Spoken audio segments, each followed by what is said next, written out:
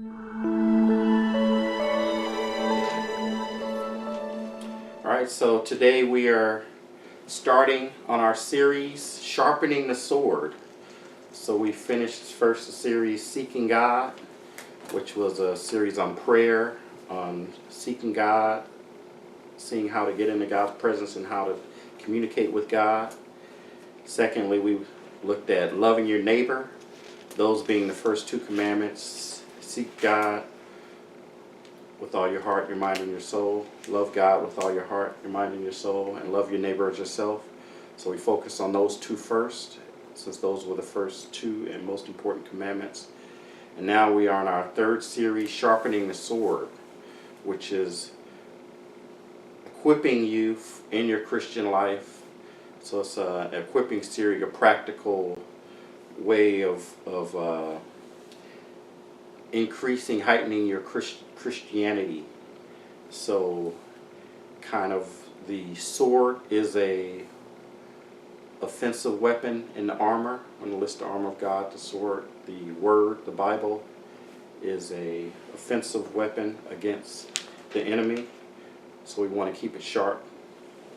And then also it's kind of had in mind when it came to me that Abraham Lincoln was known as saying, he said if you gave him 2 hours to chop down a tree, he'd spend the first hour sharpening his axe. He said if you gave him 3 hours to chop down a tree, he'd spend the first 2 hours sharpening his axe. Wow. Just showing the importance of, your instrument. You need to have sharp. You need to prepare, and if once it's sharp, so when you're actually going out to do the work, it's more effective. And they actually did do. I've heard of some like competitions where like people would chop down trees, and somebody would sharpen it, and they would take less time. They would have less time to chop it down. They would start maybe a lot of time shorter. But they would, one group wasn't allowed to sharpen it in between, but the other ones could sharpen it, and it takes a lot longer. So just so we have to sharpen ourselves. We have to take time to intentionally sharpen our Christian walk and sharpen our focus. So that's kind of what this series is. And so the first lesson is what's important now, win. So teaching us how to win. So what's important now? So it's talking about looking at what's important now in your life, looking at what's important now as far as like managing your time and things of that nature. And so we'll look at, so first I'll start with, what do you guys think was the biggest invention to impact the farming industry? I was just down in Salinas, and I didn't realize how much it's a farming town. It's like all the trucks and everything around, a lot of farms. They said they grow over 100 different crops there. And what do you think in history, what has been the biggest invention to most impact the farming industry? What are some thoughts of what it could be? Plow would be a good guess, I think. Yeah, plow would be a good guess.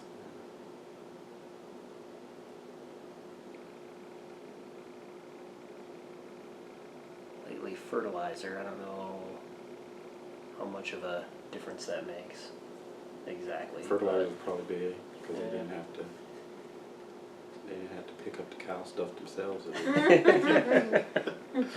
I'm thinking of I don't know what exactly, but something that has to do with speeding up the process of what they're doing. Something to speed up the process. Like a tractor, maybe? Something. Motorized. Yeah. Some machinery. Maybe. So. How about seeds? Seeds? Well, like. You mean with God invented seeds? Well, yeah. I mean, but without the whole idea, it wouldn't exist at all. Right. Yeah, that's true. Which is kind of cheating, but. Okay. So, I think the most impactful thing, definitely one of them, which is probably surprising, is the calendar.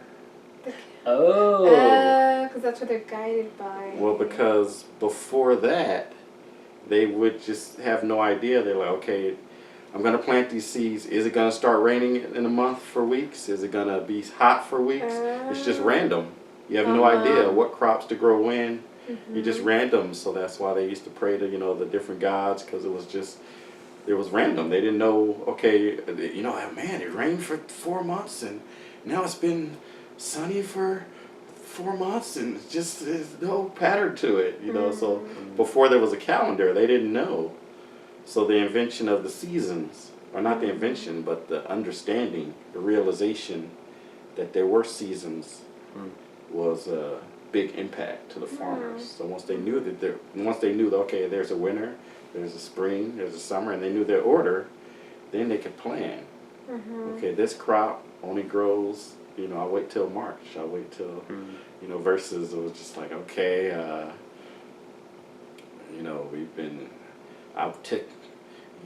when I take 212 baths, that's the best time to grow the crops. It's like, no, it was only 105. Okay, I didn't get it right.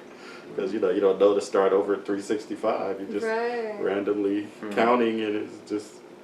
So the calendar, so now that once you know the seasons, then you know what to expect. And it's the same with our lives. When you know what season you're in, you kind of know what to expect. Nice one. So let's see. So I'll start with a verse. Ecclesiastes 3:1-8. There's a time for everything, and a season for every activity under the heavens. A time to be born and a time to die. A time to plant and a time to uproot. A time to kill and a time to heal. A time to tear down and a time to build. A time to weep and a time to laugh. A time to mourn and a time to dance. A time to scatter stones and a time to gather them. A time to embrace and a time to refrain from embracing. A time to search and a time to give up. A time to keep and a time to give away. A time to tear and a time to mend. A time to be silent and a time to speak. A time to love and a time to hate. A time for war and a time for peace. So this is talking about there's different times. So different times in your life, you're in different seasons, and there's times to do certain things. So what are some examples of some seasons in our lives that we go through? I feel like there's sometimes a season of trial, like you just kind of go through more stuff during certain periods of your life. Right. But there's also a season of healing after that, Right. and of growth. Okay. Yes. Yeah. And there's seasons based on, various life situations or various things. So it's like maybe at a certain time you're a student. So there's certain things that are appropriate while you're a student that maybe not be appropriate when you're not a student, before or after you're a student. Certain your relationship status. Certain things are appropriate when you're single. Something appropriate, you have a new girlfriend, you have a new wife, new husband, divorced. So there's certain seasons and certain things that go with it. In your career, you start a new job, or you've been doing the same thing for 15 years. It's different. You're starting a new job, maybe you're trying to impress everybody, or maybe you're the worldwide known as the expert in your field. Things are different. Things are different than when you first starting out trying to prove yourself as the newbie. Your finances, I'm thinking like retirement. Retirement, Like that's a different That's a season. way different than... Yeah, it's a way anything. different than you're working. You're not going to have any more income. You got to consider that. But hopefully... But you've got a ton and a half of time. Right. You got a lot of time. So the things that were appropriate, you couldn't stay up late before. I don't think most retired people probably don't stay up late anyway. Probably don't, but they could. They could.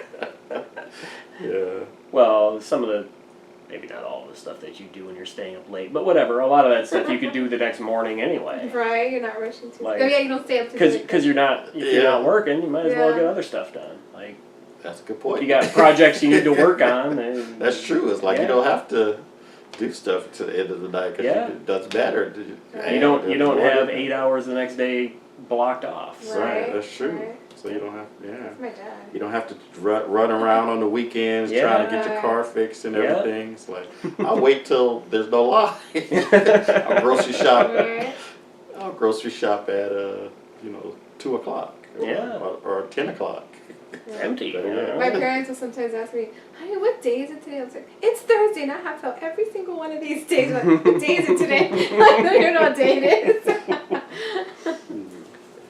Not a bad way to do that, I suppose. And so another season would be, you just had children or you're financial, you're unemployed. There's certain things that you shouldn't do, or you just won the lottery. There's other things Options. other options. Or in your ministry, you joined a ministry. You're in a certain ministry. It's a season. Season of rest, right? Yeah, and a season of waiting. maybe. Right. Season of waiting. So let's see. So we're gonna get to your seasons. Oh. No, I mean not yours particularly, but the ones you're naming. Oh, got it. I'm like, what? Okay. So what changes during these different seasons? So one thing is your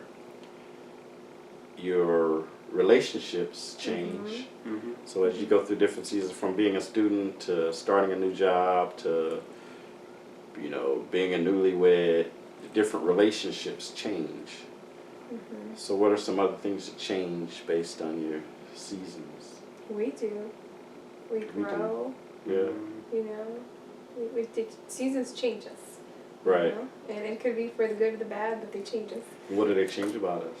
Our character. Yeah. Sometimes our ability to be a little bit more patient, or when we go through trials, we become more compassionate of other people. Mm. Yeah. Sometimes we go through those seasons for a reason. So we're Mhm. put in those seasons for a reason. Right. Now priorities change. Because we're in different seasons. So let's see. So so 4 seasons devotional. I'll read. Spring. Spring is the starting of new things.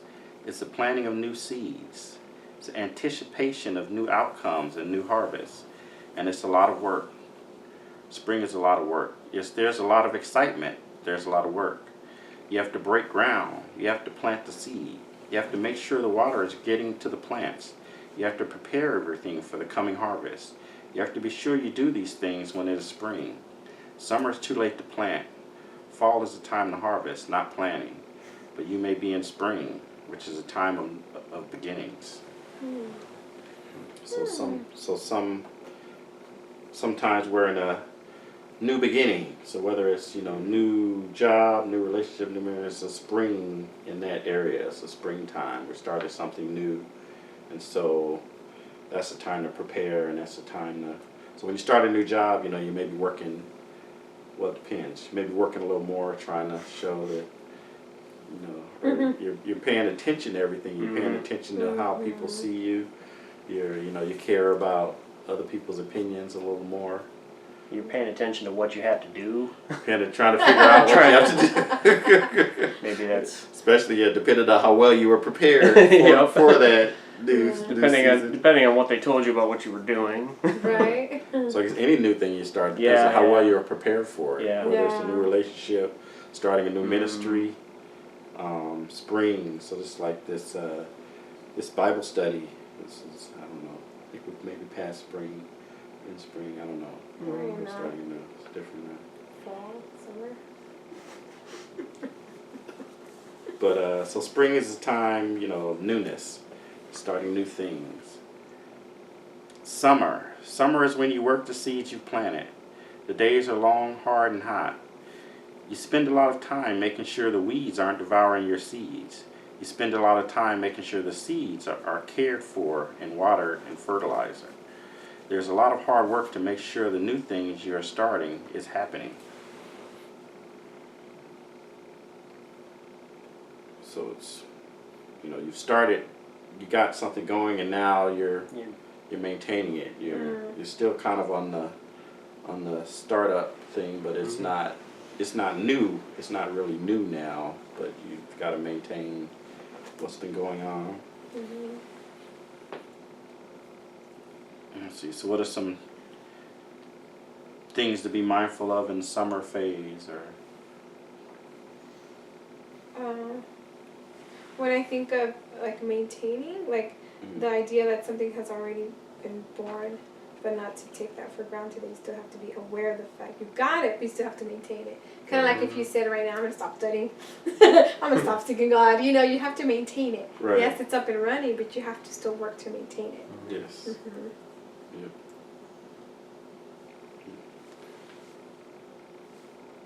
Let's see. Fall. Fall is the harvest. Projects come to an end, work comes to an end, and we celebrate the harvest.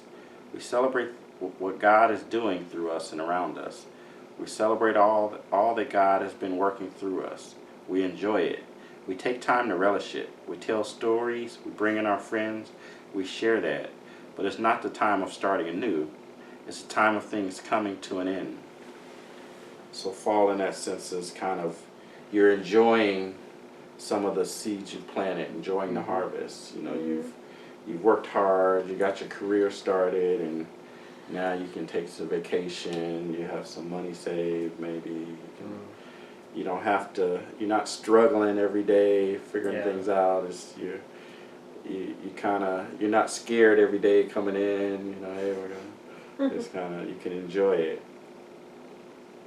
Hopefully. So, but other. Harvest is still quite a bit of work, but just thinking about farming. Yeah, harvest is work. You gotta pick it up.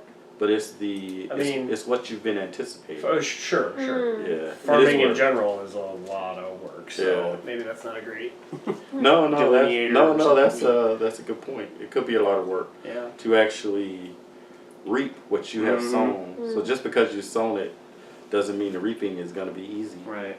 It may be difficult to reap it, but so try to enjoy it as much as you can. But it's there now. You see it. You see it growing. You see it's matured. Winter. Winter does some important work. The roots go deep in winter.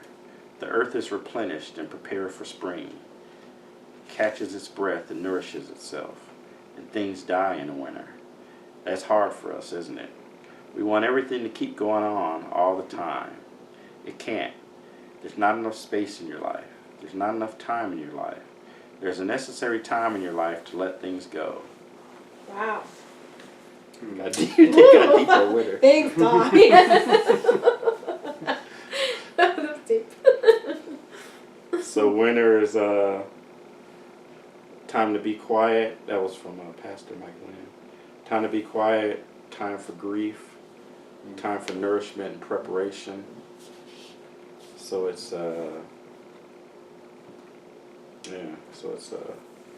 sometimes we go through winter seasons. Maybe mourning a loved one or ending a job. That may be, if your spring is right there, then maybe ending a job. The winter is short. Right. Like if you quit, because you got double the pay and half the work. It's not so bad then. Yeah. Winter. It was a California winter.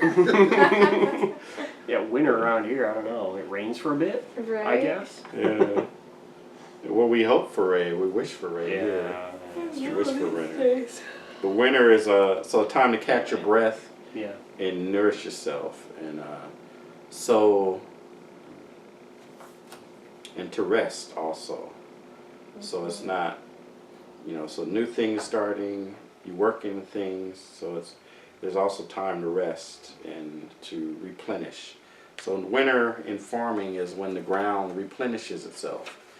You have to give time, and so we have to, in our lives we need sometimes time to replenish ourselves as well.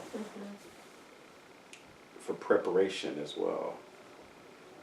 So we have different seasons in our lives. So sometimes we may be going through like a low season, but just because you're in that season doesn't necessarily mean that everything is in, a low point. So you may have, spring moments during your winter season or summer moments in your winter season.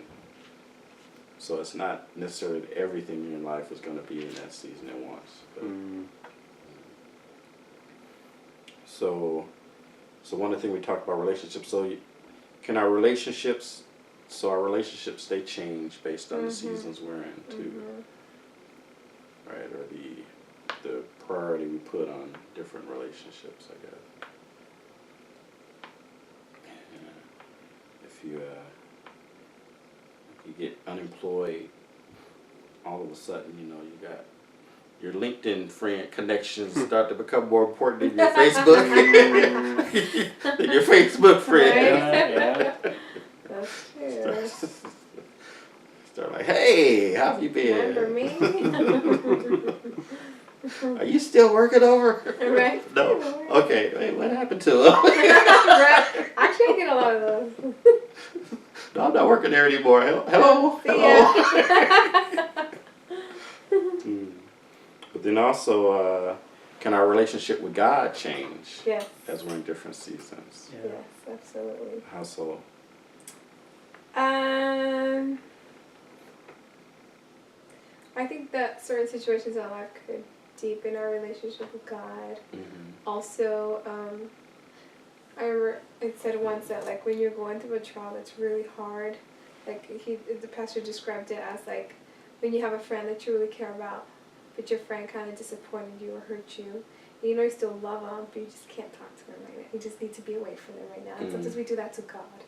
So I know there's been moments in my life or seasons where I'm a little bit distant from God because maybe I'm a little bit mad at Him for what I'm going through. I love Him, but I'm a little bit distant. And there might be other times where I'm just clinging to God. It might be times of trial, just clinging to God and seeking Him more. And I don't know, it changes. It changes, yeah. Yeah, I mean, when you're busy with a bunch of stuff too, sometimes it gets harder to carve out time. Yeah. Right. So, if you're not careful, that ends up shrinking. Right. So that kind of changes too. Yeah.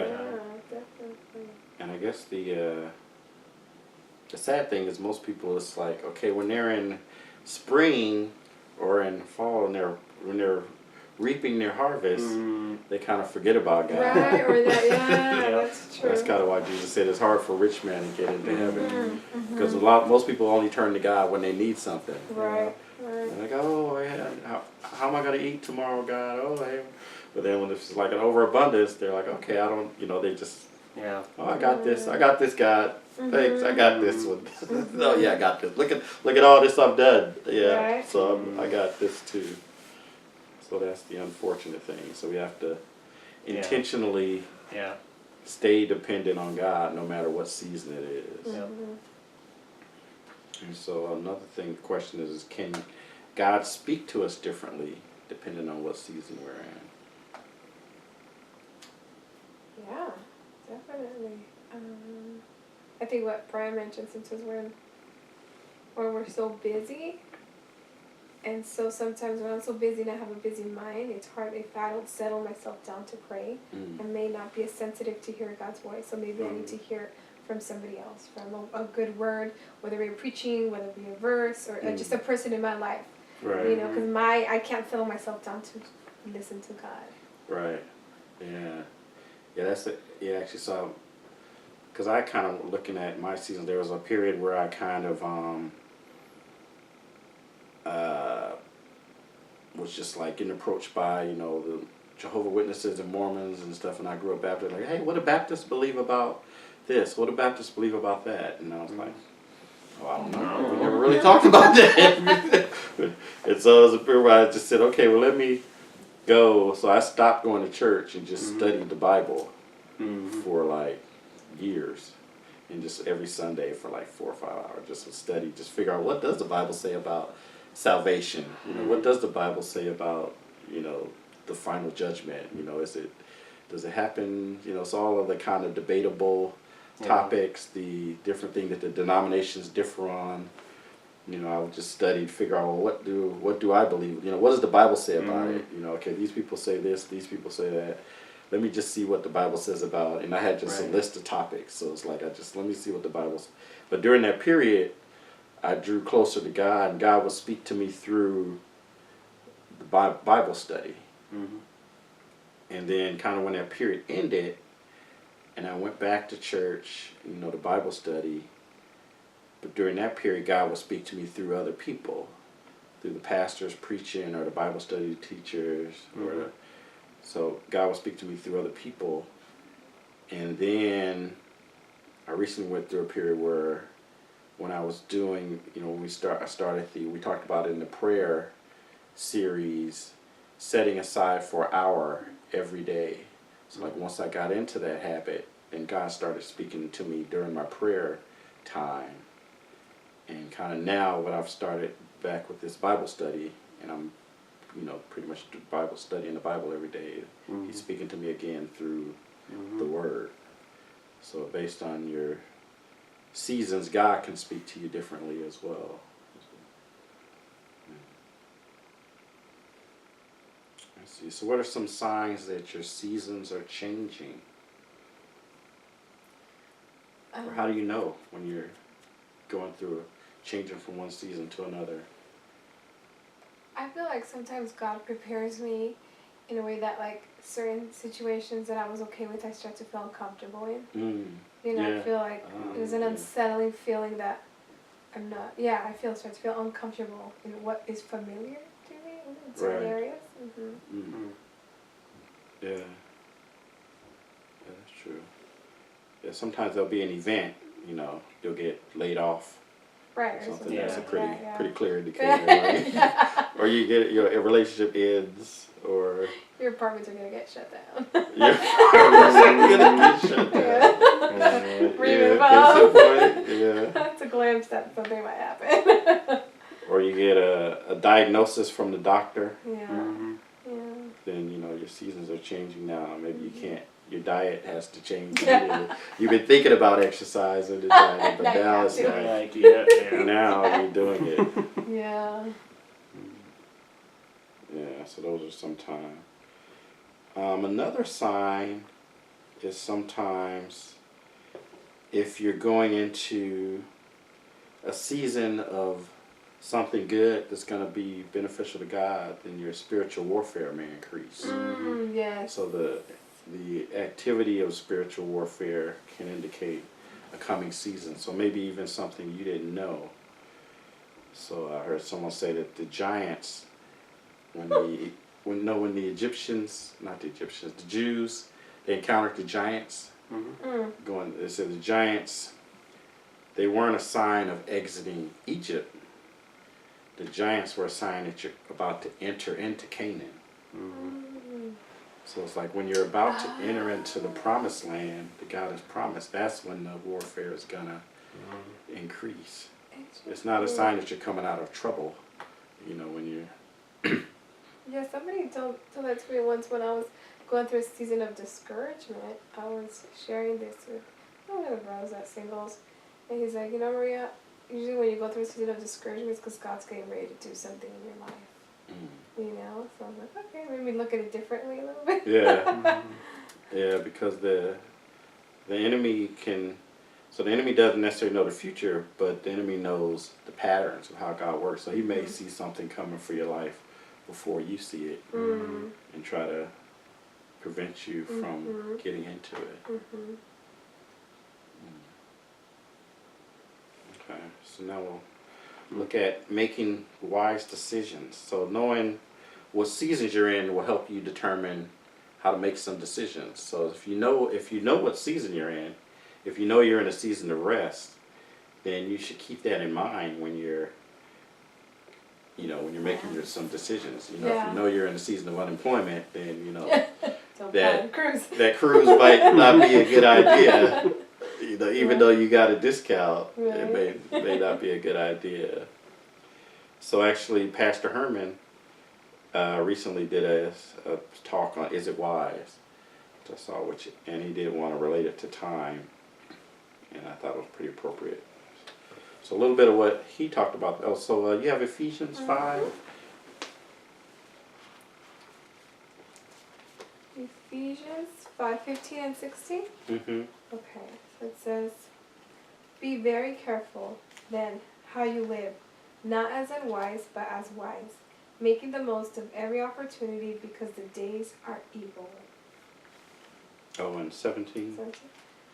"Therefore do not be foolish, but understand what the Lord's will is." Okay, so in his series, he talked about when you're making decisions, he says instead of sometimes maybe thinking, okay, is this morally right, or things of that nature, you may say, is this wise in light of my past history, in light of my current season, or in light of my future hopes? I'm sorry, that's true, but that makes me think of how, in that case, some things might be okay for somebody else, but because of the season I'm in, it's not okay for me right now. Right. Right? Or something may have been okay for you, Before that. Yeah.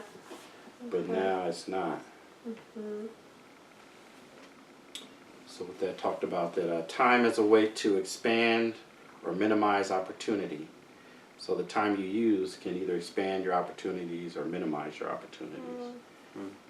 And also that time equals life. So when the time is gone, it's gone. Right. So when the time is gone, it's gone. And Just thinking until somebody invents a time machine, but never mind. Never mind. well, I heard there was I don't know what school the scientists were in. There was they had a hot tub time machine. Wasn't that a movie? Oh, was it a movie? Yeah. No, just, no, just joking. Oh, was that a movie? Okay, that wasn't science. So, okay, that was Hollywood. Alright. And well, he had one of his stories he gave to illustrate that point. He said he was waiting at the airport. He had a flight. He had 2 hours to catch a flight, and he was tired. And so he said, "Okay, well, let me go sleep." So he woke up, and he had a half hour for the flight. He said, "Okay, I can still take another little nap."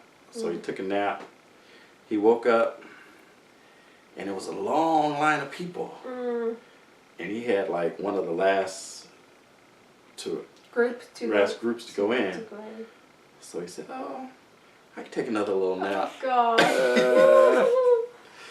And he says he woke up, and there was no more line. No. No more line of people. No. So he went up to the gate. He's like, "Oh, what group are you boarding?" And the lady was like, "For what? For which flight?" And he's like, "What do you mean, which flight?" He's like, "I'm on flight such and such."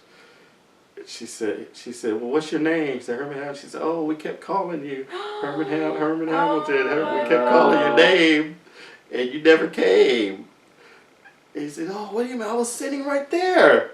I was sitting right there." He said, "Yeah, we kept calling your name." He said, "Well, I gotta get on that flight. You know, this is an important thing I can't miss. So can you still open the doors? Can you open the doors and let me on?" He said, "No, that flight is gone. Oh my God. The flight is already gone."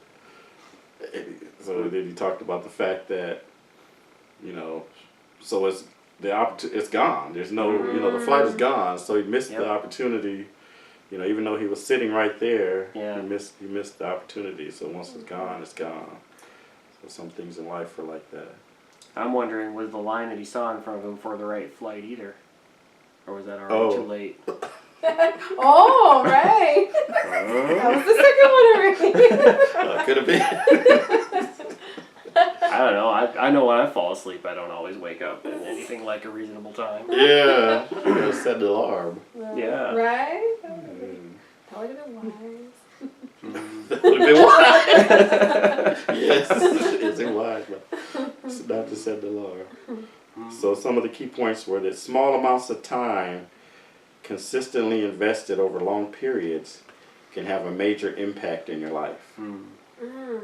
So even though you may spend half hour a day working out or half hour a day doing it, it's a small amount of time, but if you do it consistently, it'll have a big impact.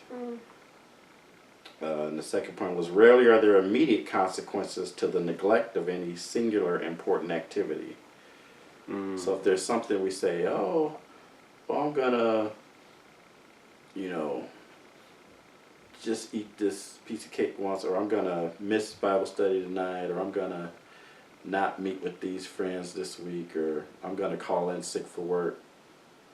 So it's rarely that the one individual activity, or I'm gonna miss Bible study. So it's rare that the one individual activity will, but over time, it could have a bigger impact. And then the last one was, neglect over a long period has a cumulative effect. Yeah. So he gave the example of, you know, if you had children and you never spent any time with them, and now they're 16, you can't just say, hey, I'm going to take off for 3 weeks and I'm going to get it all back. Let's hang out for 3 weeks. You can't accumulate it over, you know, in one instant. Or it's like, okay, I haven't saved, I'm 65, I never saved anything, but I'm going to work 2 more years and just save 50%. It's like, no, if you know, so it's, you can, it won't. but it won't have the same impact as saving 1% for the Yep. last 20 years. So then things to think about in your life are, look at it, how you use your time spiritually, how you use your time in relationships, how you use your time professionally, and how you use your time physically. So you have to prioritize that. So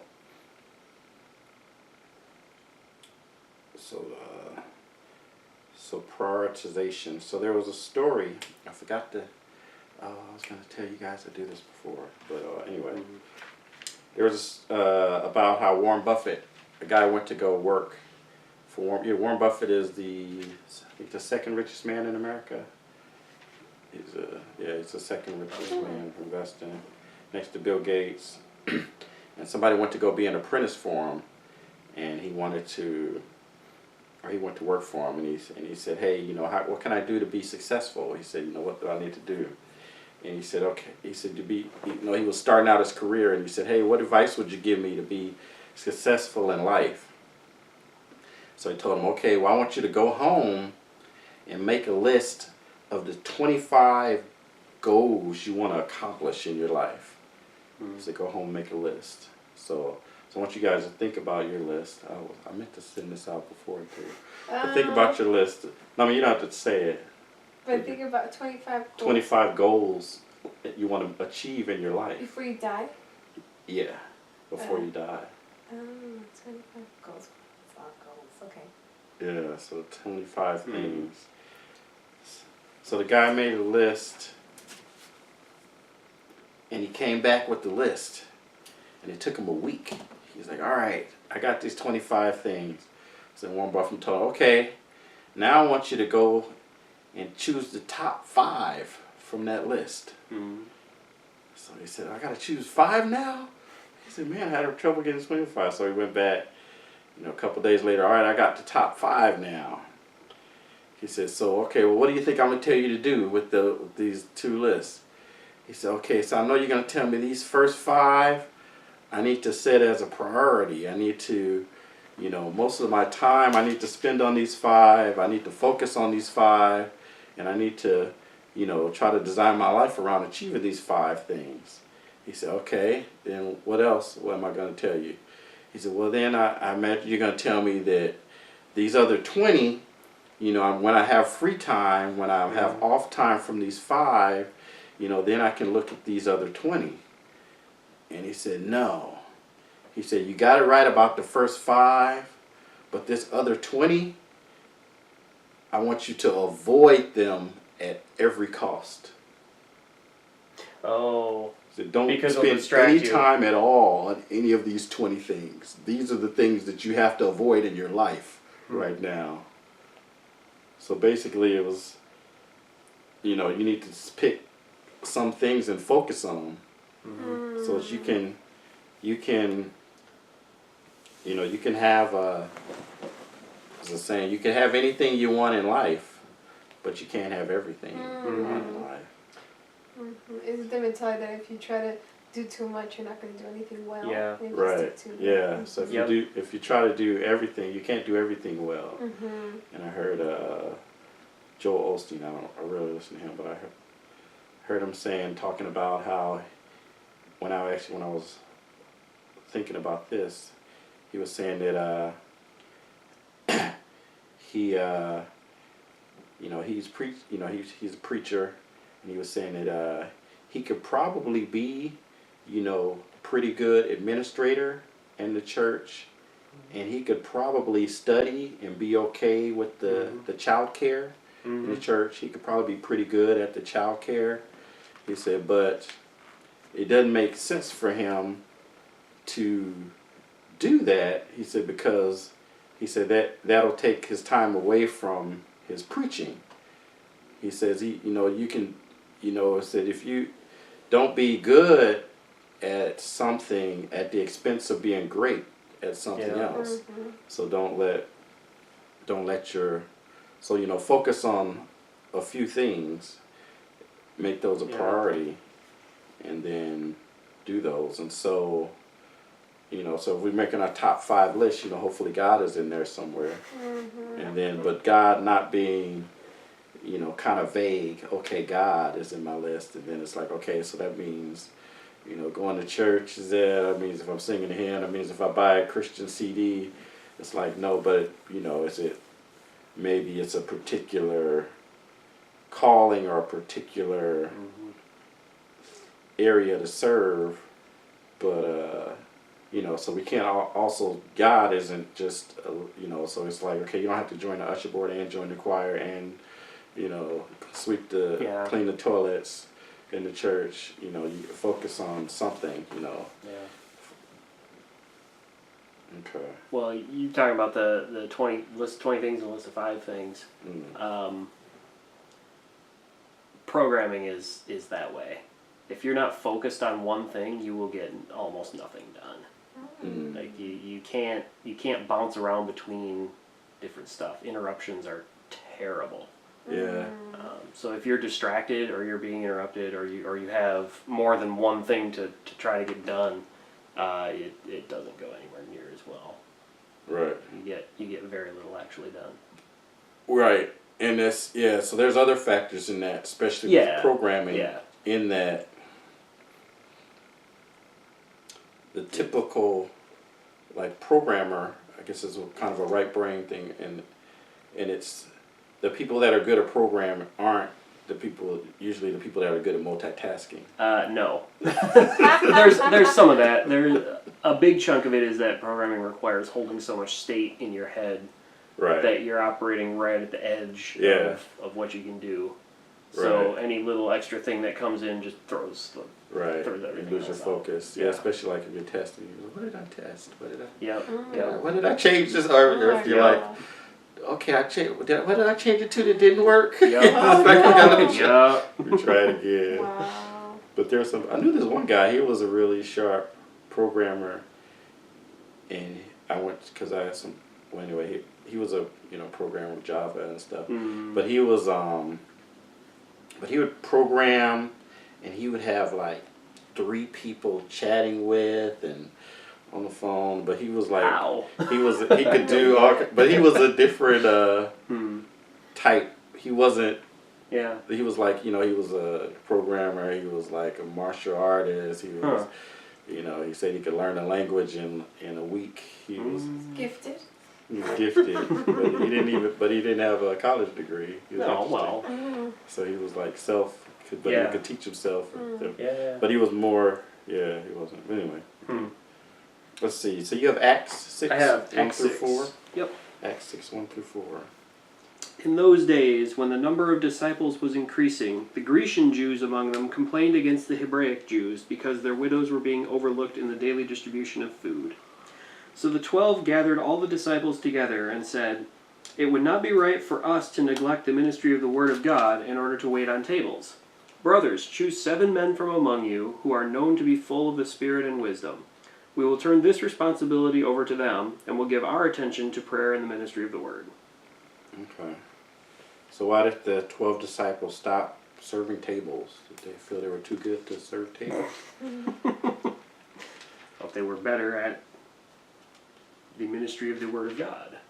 Right. Like, let's find some people who are good at what needs to be done, and then get them doing that. Right. So they said they've decided that okay, we're kind of leading the ministry charge, so let's focus on that, and let's not stop focusing on doing everything. Mm-hmm. So did they feel that serving wasn't important? If they did, they wouldn't have said, let's pick 7 people that are good at this. They said, let's not do it. It was just not I guess a priority for them. Right. Yeah, you could use your time, be more effective, Yeah. not. Right. So so we have to. Yeah, they were using their time where they could have the biggest impact. Yeah, specialization. On the ministry. Yep. So they figured that okay, us, we're the 12 that talked to Jesus. So if we were speaking, probably have a little more impact than the others, and so that's more impact than if we were cleaning the tables. So it's so sometimes you got to pick some things to do. So it reminds me of another story that there's a college professor, so you may have heard this. A college professor came in a class, he was teaching a class on time management. And so he gets a big cylinder, and then he has a big bucket of different stuff, rocks and sand and water and all kind of stuff. And so he takes a bucket of rocks and he pours half of it in, and it goes halfway up the cylinder. He takes the other half, pours it in. So then the rocks fill up the whole cylinder. And he says, is this full? And everybody says, yeah, the cylinder's full now. Of rocks. Yeah. So then he gets the bucket of sand and he pours it, and the sand, goes in between the rocks. And he gets half of the bucket into there. And he says, is it full now? And they're like, half the people are like, yeah. Another half are like, maybe not. So then he takes the water and he pours that in there. And the water goes, he empties half of the bucket of water into there. And he said, okay, now it's full. And he says, what do you learn from that? So the student raises his hand. It says, no matter how much you think you don't have anymore, there's always more stuff you can fit in, no matter how much you think you have. And he's like, no. He says, no, the lesson here is put the big rocks in first. Because if he put the water in first, then the rock, he couldn't put any rocks, he couldn't put any sand. So it's put the big rocks, so put the important things first. So make sure you do the important things first, and then everything else do after you've got all the important things done. So when you're prioritizing... And he only poured in half the bucket of sand. Right, so he only got and half the bucket. water. Right. Yeah. So he couldn't get the whole bucket of sand, but he got all of the rocks. So if he started with the water, he would have got no rocks. And if he started with the sand, he could have got some water, but no rocks. But so put the important things in your life first. So make sure that you prioritize your time with what's important, with what matters now. Stephen Covey talks about it's urgent and important. So you have some stuff that's not urgent and vital. So you have some stuff that's urgent. It needs to be now. Somebody says, hey, can tell me, I'm about to watch the show. Tell me, what happened last season or something. Or somebody's like, hey, I need, so it's urgent. So I need somebody needs it right now, but it may not be important to you, but it's urgent. It's like, this has to happen right now. It's like, oh, there's the ice cream truck. It's going to go down the street. It's urgent. If you don't get it within this 1 minute, then it's gone. but is it important? But if your toilet just started overflowing, do you need to catch the ice cream truck? Yeah, no. Or you heard a baby fall in the other room. It's like, okay, I gotta go check but my ice email. cream truck. So some stuff is urgent, but it's not important. Mm-hmm. Then there's other stuff that's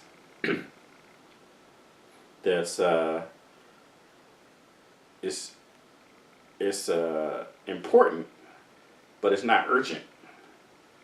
Huh. So like, Urgent means act now. Yeah. urgent means it needs to happen right now. Yeah, important means it needs to happen. It needs to happen. It's like major consequences if it Yeah. doesn't happen. Right. Like things like, okay, God or your health or your finances, it's important. It may not be, if you don't do something right now, it may not be an impact, but it's gonna be important. It's gonna be a huge impact if you don't do something. So just talking about, focusing on the things that are urgent and vital first, and then get to the things that are urgent and not vital.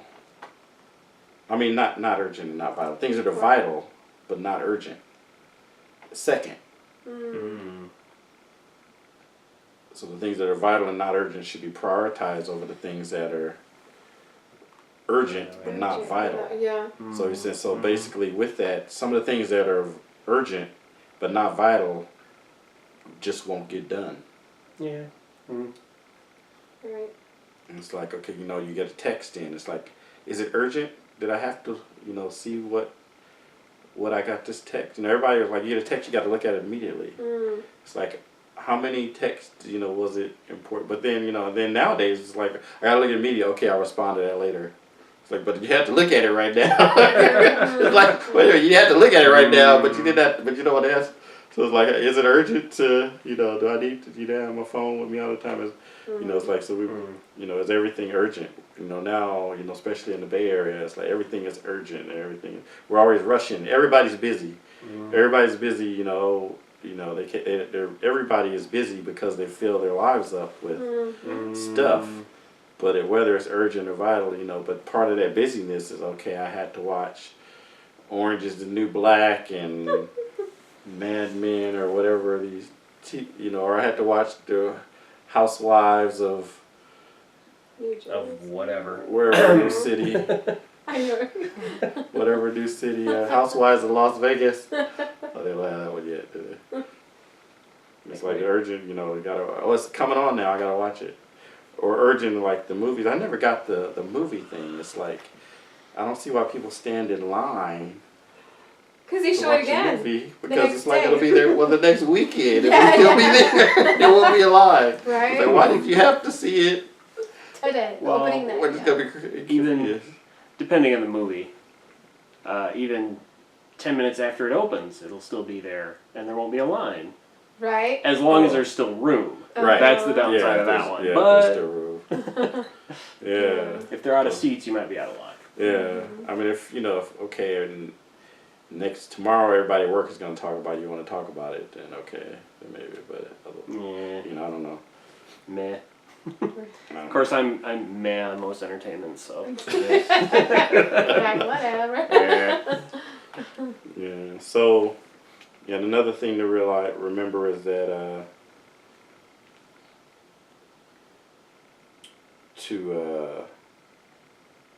so when we're prioritizing, keep in mind that so a lot of people, they lead a life of obligation and not one of priority. So it's like, oh, I have to do this, I have to do that, versus, this is important, this is important. They just think about, okay, what am I obligated to do, or what's urgent. They let that lead their life. What are my obligations? What's urgent?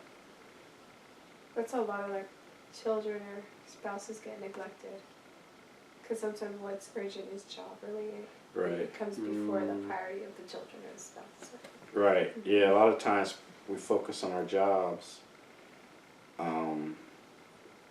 Yeah, and it's urgent. You know, you got to email. Got to see what email. I got to read this email. I got to respond to this email. I got to do my job. And Good cure for that one is to have 250 unread sitting in your inbox. Yeah. Like, yeah, I don't think I'll get to any of that.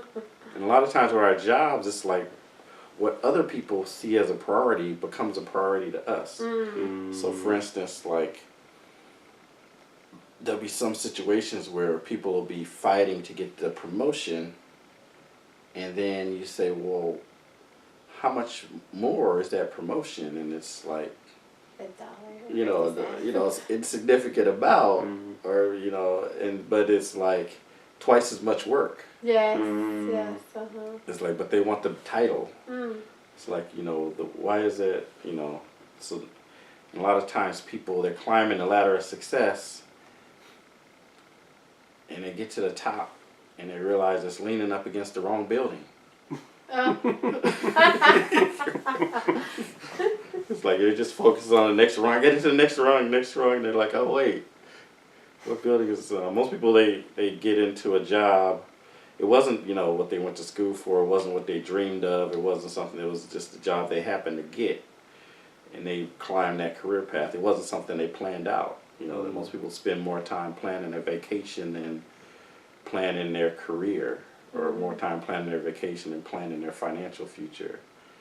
It's like you gotta plan. If you fail to plan, you plan to fail. That's what they say. I never heard that before. You never heard of it before? Oh, that's good. Maybe I shouldn't say this. No plan ever survived contact with the enemy. No plan ever survived contact with the enemy?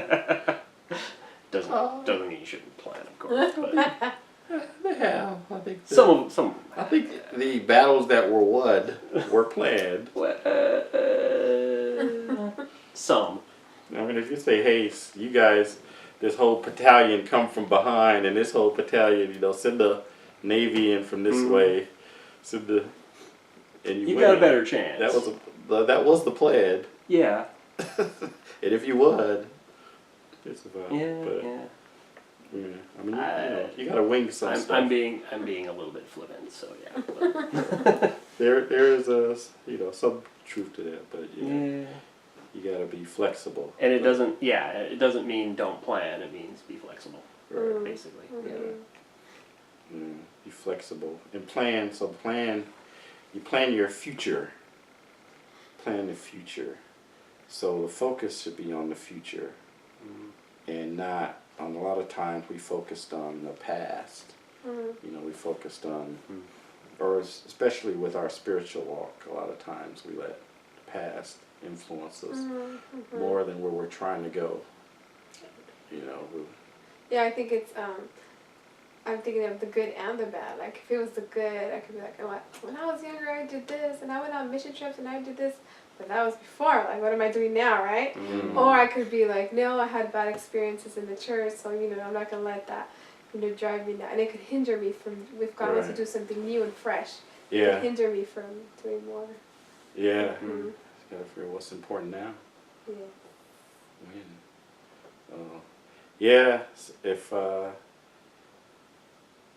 If you looked at my activity in the past, or the activity in the past versus now, but you want to focus on where you want to be, and not okay, if something bad happened when I went at church or whatever, how does that impact where you want to be? I mean, a lot of people live in the past, and talk about, that big touchdown they scored in high school and stuff, and it's like, okay, it's like you're 53 now. High school. you might want to, but a lot of times it's, a lot of times we look at, we look at the good old days. I mean, a lot of times it's why people, the music back then was so good. The kids back then were oh, the stuff back then was because it was like they really think their lives back then were better than they are now, and better than they're what they're gonna be. Mm. And yeah, we got to plan for the future. Present is the womb from which the future is born. Oh wow. Yeah. That's good. Plan for the future. I said, if we don't have a picture of our future in our mind, then it's forced to replay the painful memories of the past.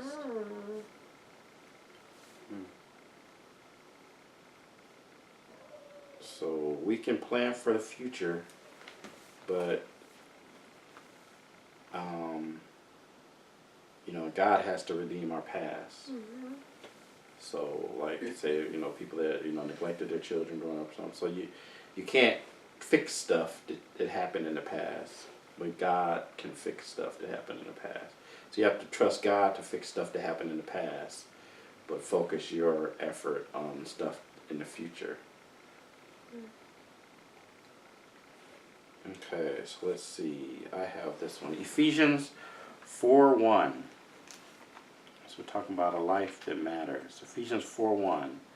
As a prisoner for the Lord, then, I urge you to live a life worthy of the calling you have received.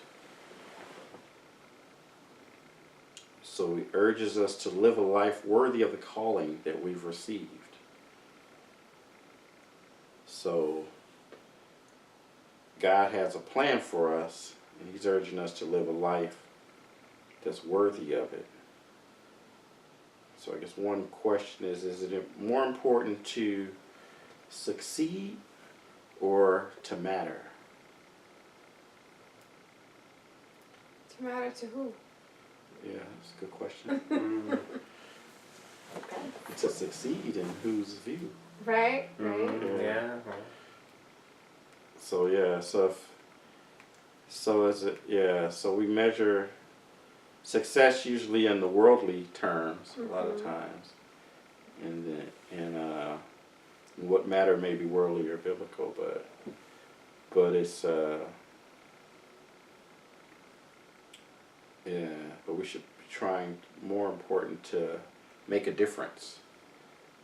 So to make a difference in the world is more important than succeeding. So to matter. To influence, right? To influence the world somehow. Right. Like to make a Influence the difference. world or a person, a group, or even an individual. So it's not as important to succeed as it is to matter. You'll likely achieve the former if you aim for the latter.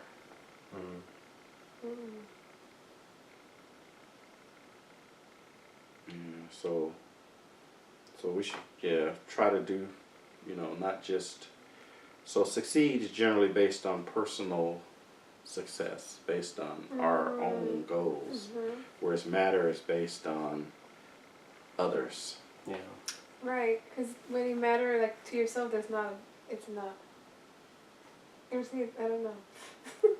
Like when something matters, there's another person involved. You Right. know? Yeah. But in succeed, it could be your view of succeeding by yourself. Right. So success is usually like a gauge of have we accomplished what we want to accomplish for ourselves. Where the matter is have we helped somebody else accomplish or get closer to where they want it to be. Right. So our focus should be on that. And so, because we only have a certain amount of time, and so you're gonna work hard whether you achieve anything or not. Yeah.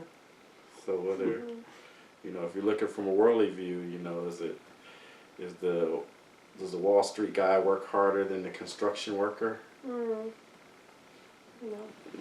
No. Just works differently. Just works differently.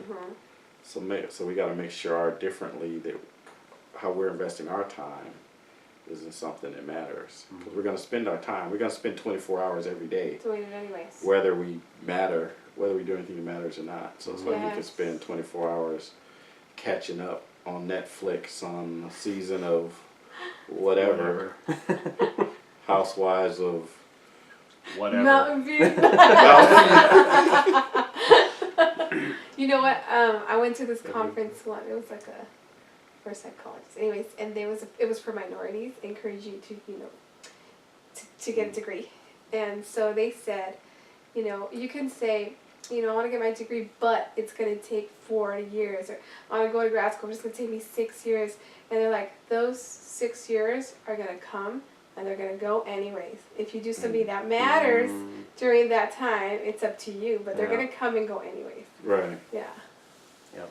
Yeah. So definitely, because you look at what you want to do. I mean, what you want to be, where you want to be 20 years from now. Mm-hmm. So it's like, what am I doing? What I do tomorrow? How's that going to impact? Yeah. me? Mm-hmm. Well, along the lines of what you were saying, remembering stuff that character in the show said at one point, was, I can't learn this language, it'll take me like 2 years. The other character says, and 2 years from now, if you don't learn the language, how much older will you be? Oh, right? Uh-huh. Exactly. Something like that. Mm-hmm. Yeah. It's like, yeah, that time is going to pass. Right? Either So, way, it's just, what are you going to do with it? All right. Yeah. So you should do that. Work on those 5. Yeah. Yeah. Just have to figure out what they are. And you have to put God into that 5. Mm. So we have to make sure God is in our priorities. That it's time with God is a priority. So it's urgent and it's vital. So spending time with God. So we make sure we make spending time with God. So I guess when I say, don't just say God, because God there's serving, but there's also your relationship with God. Mm. And sometimes they conflict time-wise. And so the relationship is always the most important thing, the relationship with God. And, and then there's the serving others and the helping and, so hopefully if we find out what our calling is that God wants us to do, then that should obviously be a focus for us. And, so we should focus on where we can impact. So like the disciples, they decided they wouldn't wait tables anymore because they can make a bigger impact preaching and teaching. So, figure out where we can make an impact based on our gifts and our talents and our experiences, and somewhere that matters, and make sure we're doing something. So let's see. So make this your season. Make it a time for us to be reborn and a time to die to ourselves, a time to uproot our unresolved past and plant something new in its place. Time to kill certain behaviors and begin our healing process. Time to tear down strongholds in our life and build up walls of protection. Time to seek occasion to laugh instead of finding reasons to weep. Time to mourn those who have lost and dance with the memories we have shared.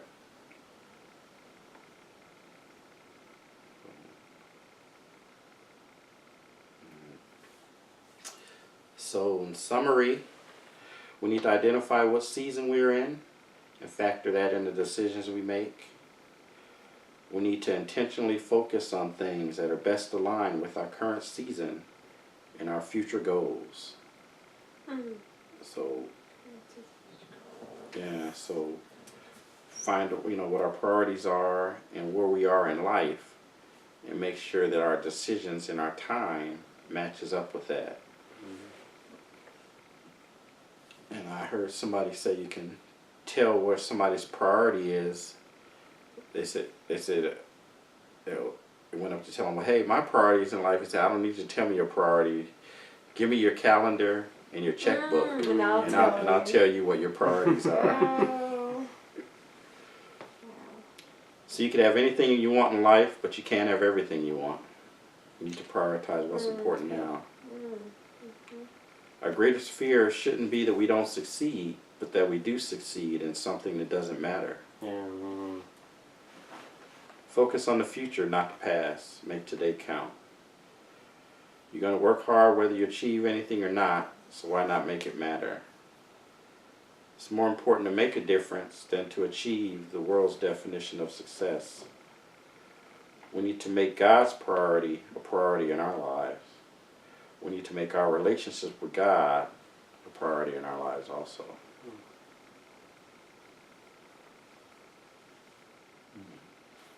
Any thoughts? It makes me think of a phrase that we use at work that they say, work smarter, not harder. Mm, You yeah. know? And I think we're more effective when we do work smarter, when we see what are, like, set aside our main priorities, what is the main things, like, generally in our life, you know, when I'm thinking Right. of 5 things, that's a nice way to look at it. Instead of kind of what you're talking about, when you're doing too many things and you're Yeah. multitasking, you feel like you never finish anything, Yep. Mhm. you know, but if you have this clean cut, you know, and you have, I feel like it gives you more direction for your Yeah, life, right? and you can focus, because I have like people that, you know, they're like, oh, you used to be in a choir, you should sing in a choir. Right. Oh, you used to be an usher, you should usher. Yeah, Oh, you right? used to, it's like, yeah, I Might be on can't. leadership. Yeah. It's like, I don't think that's where God's leading me right now. So, like, you can't do everything. You know, I'd like to learn to play the piano. I'd like Right. to learn how to swim, but, Right? you know, people are like, why don't you, oh, you should pursue that. You should pursue. It's like, yeah, I can't pursue everything. Maybe, but Right. Can't pursue everything right now. Right. You gotta take the other 20. Mm-hmm. Actually, when I got out of college, it's like, all right, I'm gonna take 6 months to pursue this rap career. If I don't get it, then I'm gonna put it aside for forever. So Till you're 60. till I'm Try it 60, again. yeah. You make a comeback. But yeah. Any other thoughts?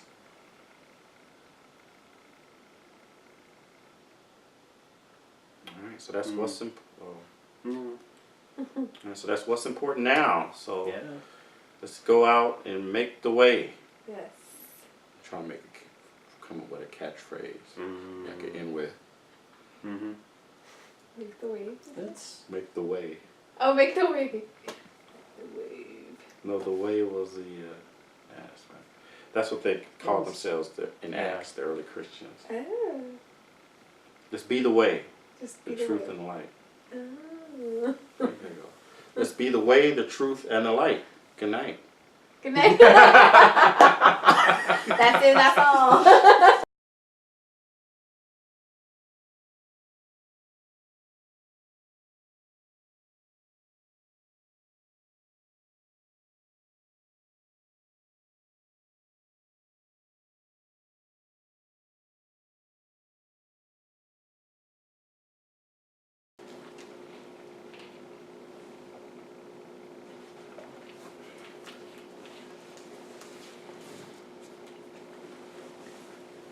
Hey, you reading ahead? Okay.